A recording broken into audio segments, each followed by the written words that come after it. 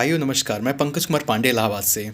मैंने अभी आज यूपी टेट का पेपर आज मैंने भी दिया। और सुबह में जब मैं देने जा रहा था तो लगभग ये अफवाह टेम्पो में और आसपास लोग यही कह रहे थे कि पेपर आउट हो चुका, लेकिन हमें विश्वास नहीं था। ऑटो में जब एक लड़की ने मुझे पेपर दिखाया तो भी मुझे विश्वास नहीं था कि पेपर आउट हो गया, लेकिन कल रात से ये खबर आ रही थी कि पेपर आउट हो गया है। जैसा कि पीईटी के दौरान भी हो रहा था। पीईटी का पेपर भी उसी तरह सेम तरीके से जैसा कि टेट का पेपर आउट हुआ, सेम तरीके सेम पैटर्न पे आउट हुआ था। टेट का पेपर जब हम लोग पेपर दे के वापस आए, बाहर पता चला कि टेट के पेपर को रद्द कर दिया गया है। आखिर उत्तर प्रदेश सरकार पीईटी के पेपर में यह प्रक्रिया क्यों नहीं दिखाई, केवल टेट के पेपर में क्यों दिखा रही है? सबसे बड़ी बात है कि एक तो समय कम है, आगे आगामी चुनाव भी है। चुनाव के पहले ये लोग एक भर्ती पूरी करनी है, समय कम है, उसके बावजूद बार बार इस तरह की प्रक्रिया जिसमें सरकार को चाहिए कि और स्ट्रिक्ट तरीके से इस काम को करा सके, वो नहीं करा पा रही, लगातार इस मामले में फेलियर रही है।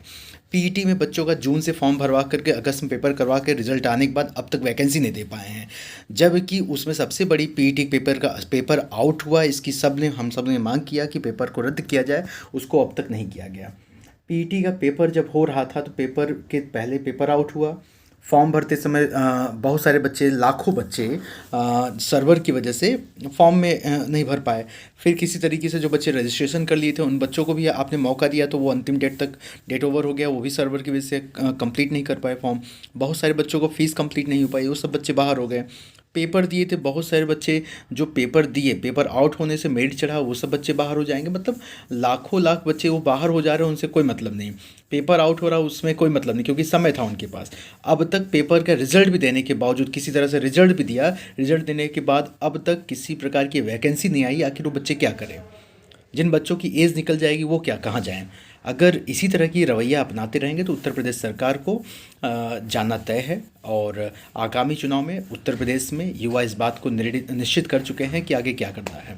अतः अब भी समय है। अगर आपको चाहिए कि लगता है कि आप युवाओं के लिए कुछ कर सक रहे हैं तो कम से कम रिजल्ट देने के बाद वैकेंसी पूरी निकाली जाए और आगामी जो भी परीक्षाएं किया जाए उसे तय समय में पूरा किया जाए और सुरक्षा के पर्याप्त इंतजाम किए जाएँ, तभी पेपर हों।